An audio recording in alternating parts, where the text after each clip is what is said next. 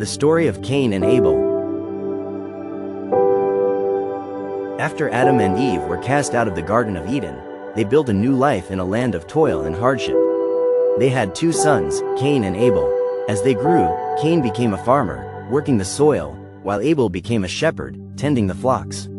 Though they were brothers, their hearts were not the same. One sought God's favor with humility, while the other struggled with pride and jealousy.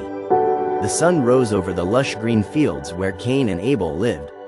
Cain, the elder, worked the soil, his hands calloused from years of tilling the land. Abel, the younger, led his sheep across rolling hills, his voice calm as he guided them. Their mother, Eve, watched from a distance, sensing the growing divide between them. The time came to bring offerings to the Lord. Cain gathered fruits and vegetables from his harvest, arranging them on an altar of rough stones. Abel, with quiet reverence, selected his finest lamb, its white wool gleaming under the morning sun. A warm breeze swept through as Abel's offering was consumed by a holy fire, but Cain's remained untouched. Cain's face darkened as he saw the smoke rising from Abel's altar, while his own remained lifeless. His heart burned with jealousy, his fists tightening around the handle of his farming tool. He kicked a stone in frustration and turned away, jaw clenched, his shadow stretching ominously in the fading light. That night, as Cain sat alone in his field, a voice echoed in his heart. The Lord spoke, his words carrying both warning and love.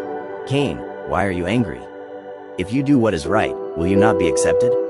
But if you do not, sin is crouching at your door. It desires you, but you must rule over it." Cain lowered his head, his expression torn between resentment and guilt. The next morning, Cain lured Abel into the open fields, his voice deceptively calm. Abel, trusting as always, followed without hesitation. The golden wheat field stretched endlessly under a bright blue sky as the two brothers walked together. But beneath Cain's calm facade, darkness stirred. His grip tightened around the sharp stone in his hand. In a moment of rage, Cain struck Abel down. The world seemed to hold its breath. The wind stilled, the birds fell silent. Abel's eyes widened in shock as he collapsed onto the ground, the grass beneath him stained with the first blood spilled by man. Cain stepped back, breathing heavily, his hands trembling as he realized what he had done. Cain, his hands still stained with his brother's blood, heard the voice of God once more. "Cain, where is your brother Abel?" Cain, shaking, avoided eye contact. The ground beneath him shuddered as the weight of his guilt sank in. "Your brother's blood cries out to me from the ground. You are cursed from the land you worked. No longer will it yield for you." Cain's heart pounded as he realized the severity of his punishment. Cain fell to his knees, his pride shattered.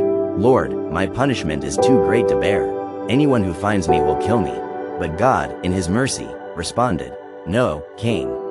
I will place a mark on you, so that no one will harm you." Cain felt a warmth spread over his forehead. When he looked into the river's reflection, a sign marked his brow, a reminder of his actions, but also of God's mercy.